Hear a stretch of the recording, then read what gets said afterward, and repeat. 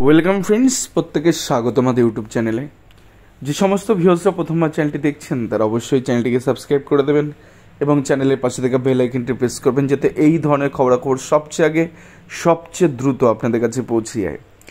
তো আগামীকাল প্যানেল প্রকাশ মামলার শুনানি হচ্ছেই। তার কারণ হচ্ছে কজ লিস্ট যদি আপনারা নিজের থেকে দেখেন তাহলে দেখতে পারবেন যে কেন কালকে এত জোর দিয়ে বলছি ডিভিশন বেঞ্চে এই মামলার শুনানি হচ্ছেই।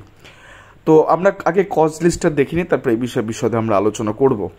তো কজ লিস্টের দেখুন একদম উপরে যেটা নোট বলে লেখা আছে, তো অনেক সময় মামলা লিস্টে থাকে তার শুনানি হয় না, কিন্তু এই অংশটা যদি কেউ একটু খেয়াল করেন কজ লিস্ট দেখার সময় তাহলে বুঝতে পারবেন যে কোন মামলা কবে শুনানি হবে।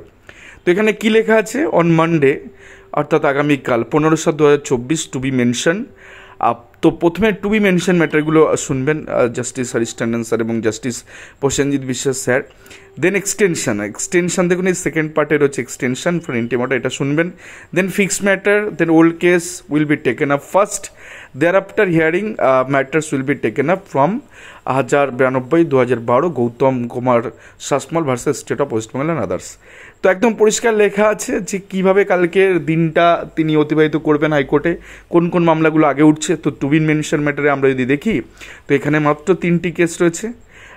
তো সেক্ষেত্রে 4 নাম্বার কেসে কিন্তু রয়েছে West Bengal board of primary education and others versus Ramesh Malik and others. তো কৌশিক চৌধুরী হচ্ছে এই মামলাকারী বা অ্যাপিলেন্টের যিনি অ্যাডভোকেটের রেকর্ড আছে তার নাম।